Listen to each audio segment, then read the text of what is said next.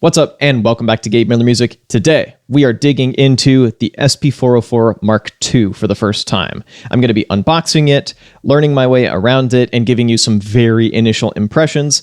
I come from a bit of an interesting perspective because I've got a lot of experience with stuff like the new standalone MPCs, and then kind of more budget groove boxes like the Innovation Circuits. So I'm coming at this from kind of both angles, like all-in-one workstation here, more simplified groove box here, but I don't have any previous experience with the SP-404s. I also want to give a huge thank you to Zounds for lending me this unit so that I can continue to cover stuff without accumulating clutter or spending an absurd amount of money. So once again, thanks to them. I've got some affiliate links to my favorite gear from them down below. But all that being said, let's get into it. So here is the rather large box. Oh goody, styrofoam, my absolute freaking favorite. Power supply, more styrofoam, and the unit itself. Well, it's fairly light. It's like kind of big. Oh, it's pretty. It's actually like bigger than I expected. And I guess about the weight that I expected it to be for the fact that I expected it to be like a little bit smaller.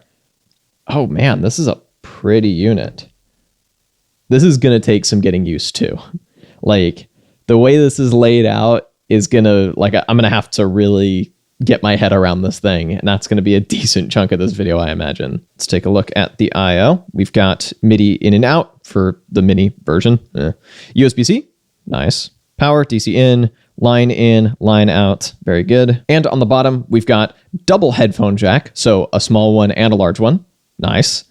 And a separate input. This one can be switched between like a guitar level and a mic level, and a little mini gain knob.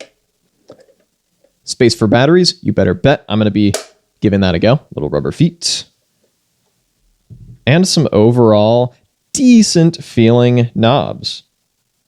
And we'll get the screen going in a second. Buttons feel pretty good. That's interesting. The delete key is between this little raised plastic like guard.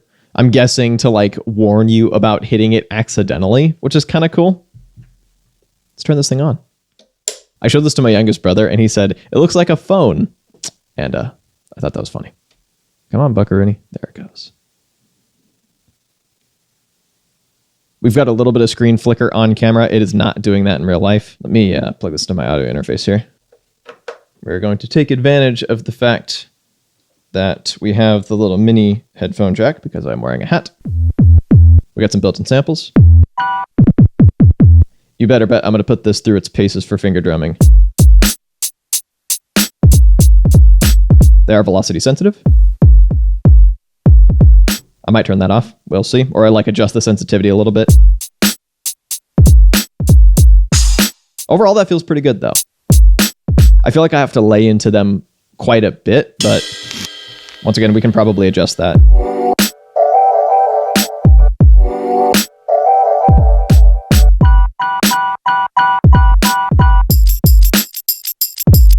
So it feels all right to play. I can dig it. I can get behind that. Here's the infamous filter and drive.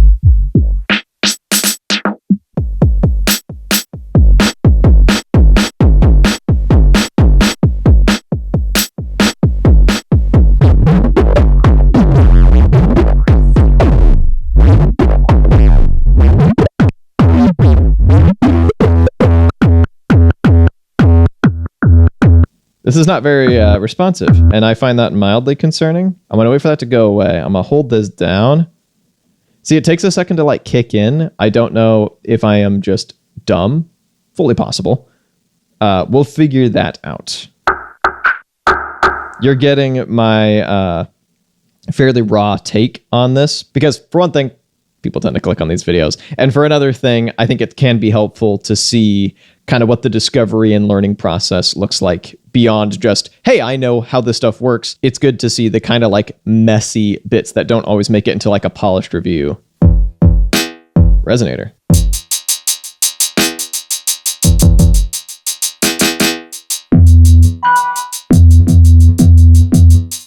I do need to remember to update this. So manual effects, we have many. I like the way the grid is mapped to this. That's very neat. Give me vinyl sim. So yeah, you can see these knobs change purpose depending on what's going. Oh, so if you hold it down, you get the selection. If you just press it, It just activates it. This also cycles through stuff, in case you were wondering. Oh, there we go. There's something. I'll figure that out later. What else have we got? We got isolator. I'm guessing this is for processing samples. DJ effects and looper. We'll get into that later. The visual waveforms. Very nice. This is something I was really looking forward to, is both speed and pitch adjustment, and you can like decouple them or not.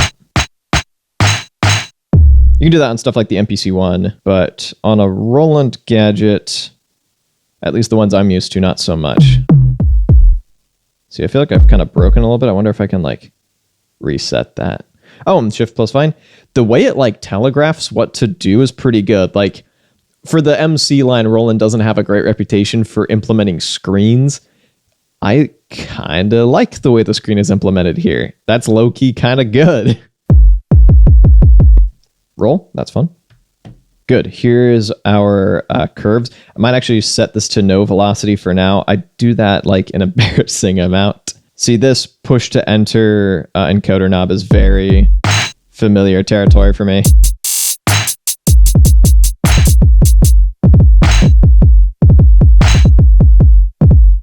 So we're getting a little double triggering, so I'm really hesitant to up the sensitivity.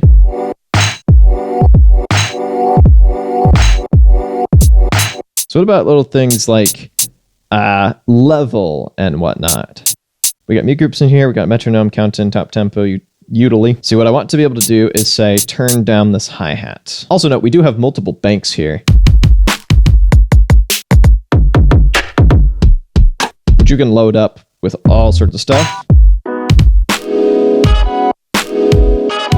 This layout reminds me of like a mini version of the MPC-1, which I'm quite comfortable with.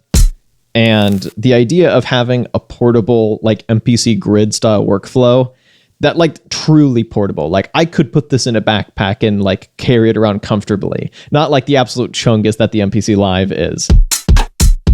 I'm optimistic. I do believe, yeah, we got more banks too, baby.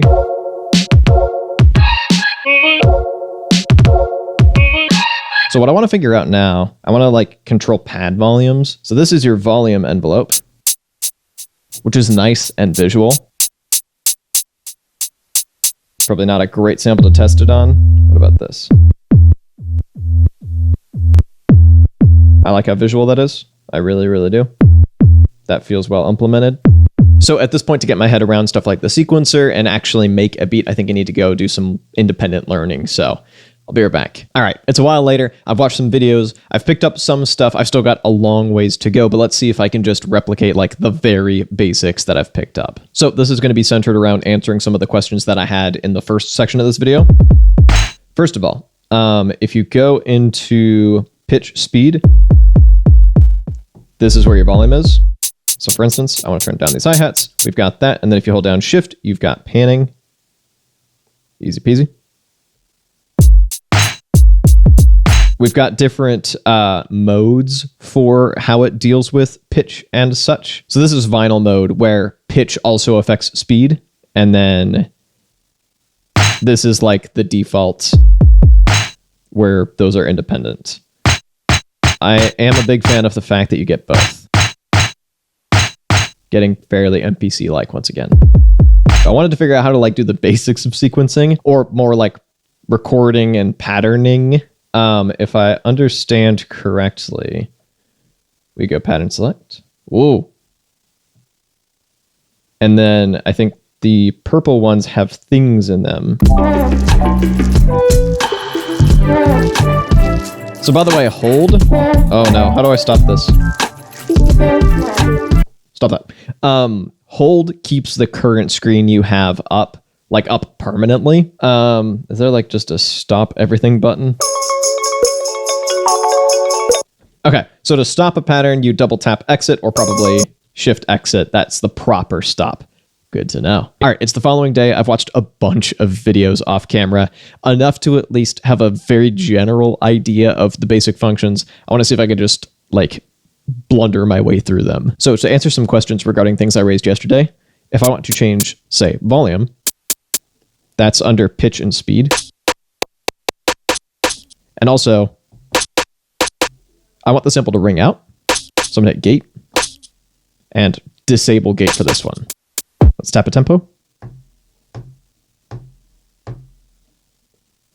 Did it work? So note, tap tempo, and then you hit that. Okay, next up, let's actually get a pattern going. It's pattern select. I'm just gonna delete one of these. And I think you hit enter to like accept that. Okay, so this is blank now. Let's go to record, select pad for recording. This is on standby. I don't know why it insists on having the metronome just kind of going. It like tricks you into thinking that it's going to record, but it just isn't. I'm going to keep quantization off. I'm going to let the length be 2 bars. We're going to do something like mad basic here. So this is rehearsal mode, so you could like continue auditioning sounds. So here we go. Record, select my pattern, select record again. 2, 3, 4. Wait, it kicked me into... Oh, here we go. Let's just erase these pads. Let's just erase all of them. Nuke this whole thing from low Earth orbit. So hold down delete and hold down the pads. That reminds me of the Electribe. Let's try this again.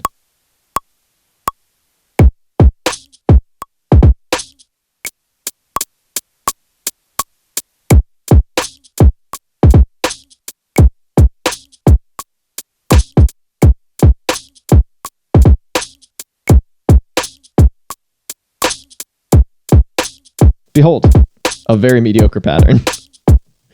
So what if we resampled this just to like get my head around it? Because this is like breaking my brain right now. Select pad for recording. Do we have any available ones? We do. So then select my pattern.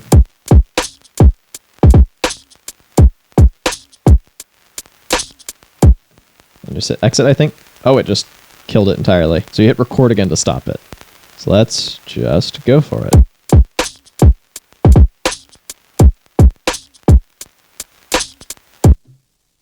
Cool. So now I should be able to like trim this. And also, I can turn off my effects now because that's baked into here. That's a big part of the workflow. Reminds me a little bit of the OP1, but with a whole lot more features and a very different layout. But the whole idea of you commit to something and then you overdub it, that bakes everything in and then keep iterating, that is what appeals to a lot of people about this, and that's something that I've wanted to give a go with this very bad drum part. Please be gentle in the comments. Okay, so I want to change the end of the sample, and I think I can hit roll to play, yeah, the last little bit of it, which is very nice. So I go right before that transient, right before that kick. This is end, right? So now, theoretically, we should be able to just do that. Okay. We're getting somewhere. Let's just, like, mess it up real quick.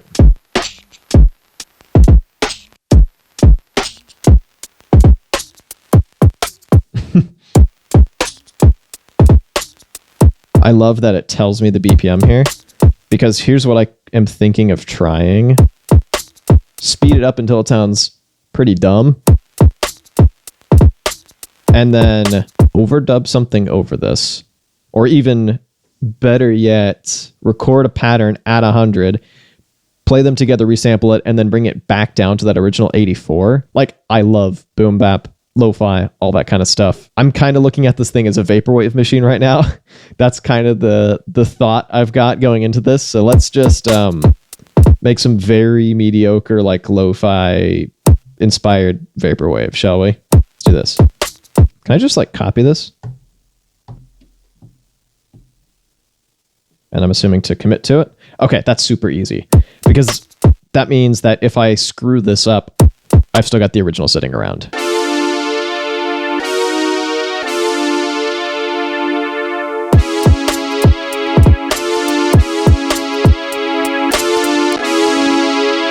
Okay, so our tempo for something needs to be something else. Okay, we're going to set our tempo for this pad, not a pattern, a pad. Press pad to start.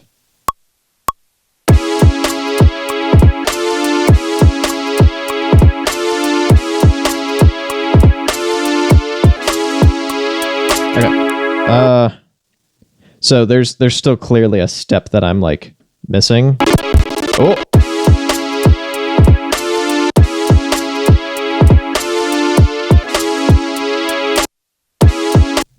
Okay, now I want to deal with the end.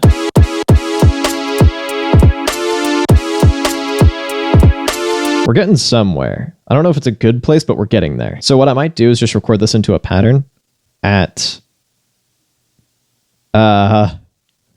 100 BPM. Or what if we did this? What if we set this back to like 85? Send quantization up all the way. I'm going somewhere with this, I think. It doesn't know what the sample is. Oh no. How do I tell it what the sample is?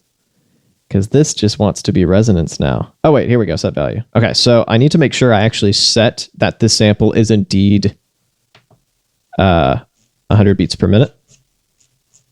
That way it'll time stretch correctly. Wow, I way overshot it. So now here is what I was trying to do this whole damn time. I want to take this down. I believe it was 85, right? Let's go back to pattern select and let's play our pattern and see if that loops cleanly. No. Why does it cut off? Who let this happen? Okay, wait. What if we did this then? Because I know the answer. The answer is I let this happen because I'm big dumb. Turn off gate. Well, the pattern's just too long. Oh, it's at 84. Actually, let's take it down to 75. Exit out of pattern select. I want this BPM to be 75. You can hear my imprecision very clearly. Change the end. Okay.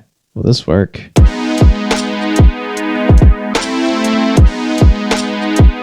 We did it. We made a mediocre little loop and it was like pulling teeth. Almost certainly because I'm going about this entirely wrong. I still feel like I'm in way over my head. I'll be back. All right, it's a few days later and there have been some developments. First of all, I got an SD card, 32 gigs maximum, fed it into here, loaded a bunch of sounds onto it, and updated my firmware to make sure it's the latest firmware with the polyphonic sample playback and all of that kind of stuff. And I was also using the Novation Circuit Rhythm update, and it got me thinking about the kind of parallels between the devices. Like, in a way, the 404 Mark II feels like an in-between between the MPC and the Circuit Rhythm. And it made me realize I was kind of overthinking how to use it. So I spent a bit of time off camera getting my head around it, and it's starting to make a lot more sense. All right, so first of all, let's take a look at loading in samples. To get them onto the device in the first place, you just pop out the SD card out of the side, drag stuff onto the SD card on your computer, and then bring it back in. Go Shift. I'm going to go to Import from SD card. Also, you do want to format it like before you do anything, but let's do Sample. And then you've got all your samples here. So I'm going to go ahead and do a little self-promo with an addition that I did a while ago to my $5 sample pack, link in the description. And you can see your blank pads when they light up yellow like this. So I typically like to lay out my drums with like kicks, snares, hats, perks, or some variation thereof. And if you want to audition any of these sounds, to do that, you hit the sub pad here. And I've been learning that that's like pretty important. So I'm just going to match the layout that I have on the MPC kit equivalent. And this ends up going pretty quick, especially if you already vaguely know what this stuff is. And the nice thing too, if you've loaded in a pad, it'll light up red to be like, hey, there's already something here. So I'm just going to load in a bunch of these. Okay, so now I'm just going to mash exit, and then I've got all my sounds loaded on here. By default, at least on my unit, gate is on. So I'm just going to go rapid fire and turn it off for everything.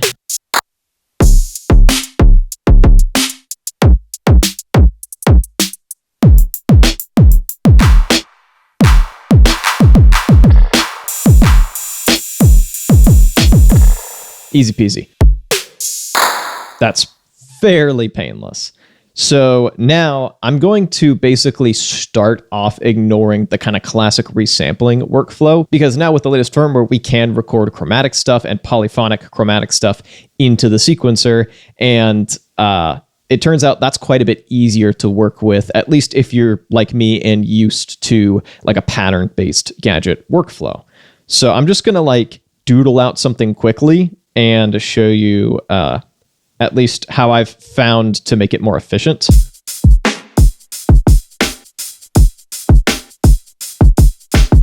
So I'm going to make just like a garbage little beat here, just for demonstration purposes. So pattern select, record, select a pad, and I can set my parameters. I'm going to keep the 83 BPM. I'm going to raise this. I'm still having trouble with the responsiveness of these knobs. I thought the firmware update might fix that. It has not. I don't know if that's just a me thing or what. I'm going to leave the quantization on for now and then hit record. It's going to give me a count in. I can select the sounds I want like while the count in is going, or I can go into rehearsal mode and like take my time to switch and then just wait for it to like roll back around.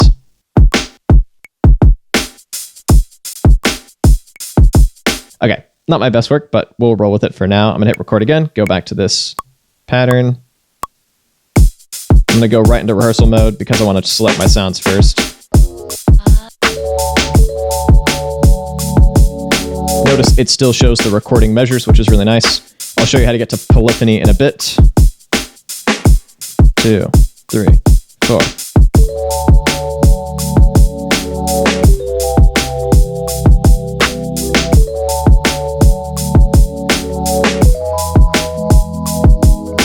So to get to polyphony, once again, shift chromatic, and then hit the remain button. That'll get you to legato mode, and then hit it again. Polyphony. So now we've got something.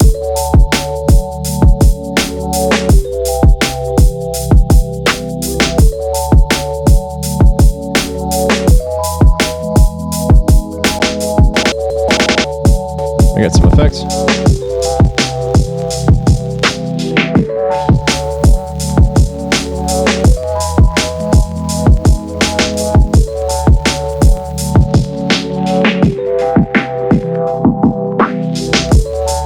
I still need to figure out how the bus system works, like precisely. We'll get there.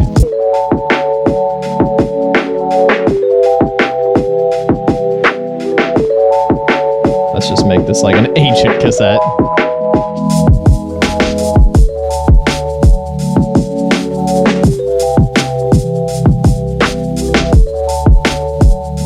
And so now that I've got something like super basic, but let's just assume that this is done and that I'm like happy with it as is and want to resample it.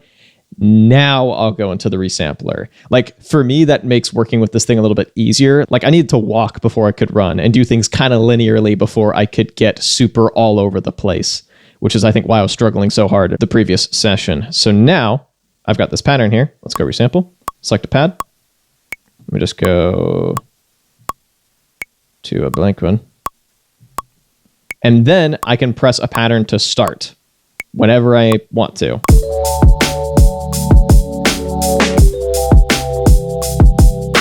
I could bake some effects into it if I wanted to.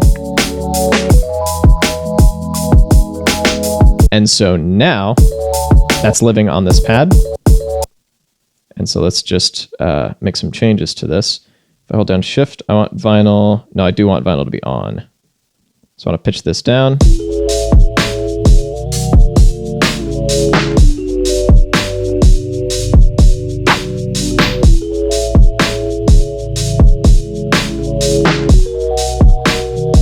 And now, maybe we add some effects to the cassette.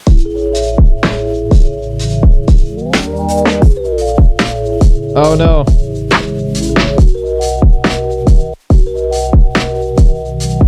Actually sounds kind of nice.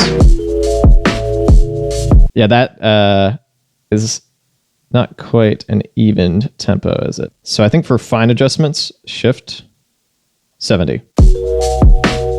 There we go. But what I really want is control over the effects. We can work with that.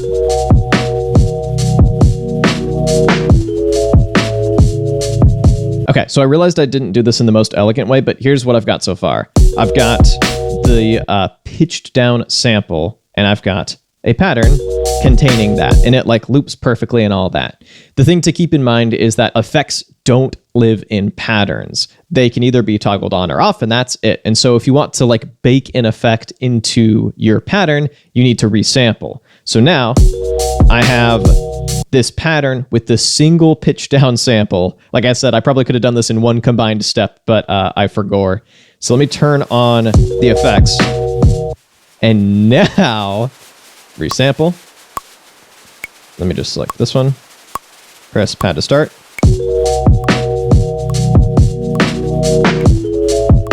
Sounds like there's some latency there. Hopefully this works.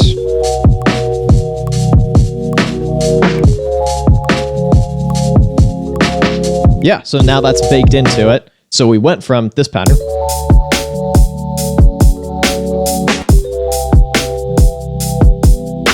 to something a bit vibier that now lives on this sample, and I could feed that into a pattern. I probably need to trim the beginning, but regardless.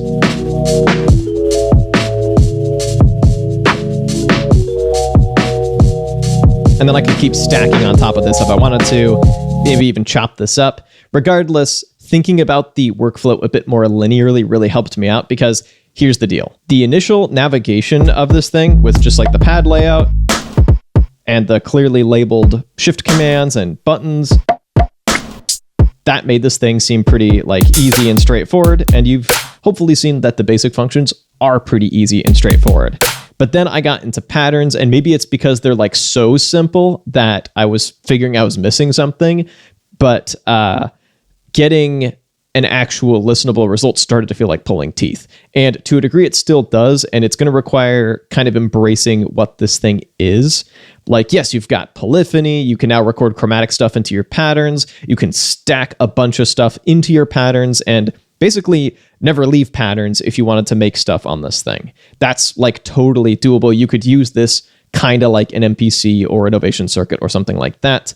But then if you want to bake effects into stuff, if you want to do the kind of like slow things down or speed them up to make them vibier like I've been messing with, then you get into resampling, and thinking of it as like a pipeline has made it a lot easier to use, but it's still, for some people, gonna be a pain. Currently, I've got quite a bit of stuff that duplicates functionality of this thing, and so whether or not I end up keeping it, like going from having it on loan from Zounds to actually keeping it, we'll see where I go with that. I definitely need to dig into this thing a whole lot deeper moving forward, but those are some very initial impressions.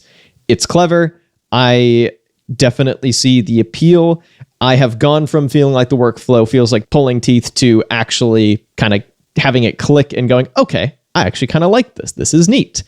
But we'll have to see if it sticks. Anyway, if you'd like to see some more first day with new kind of similar gear, you can check these videos out up over here, and I'll be back with a new video in a little bit. In the meantime, thank you so much for watching.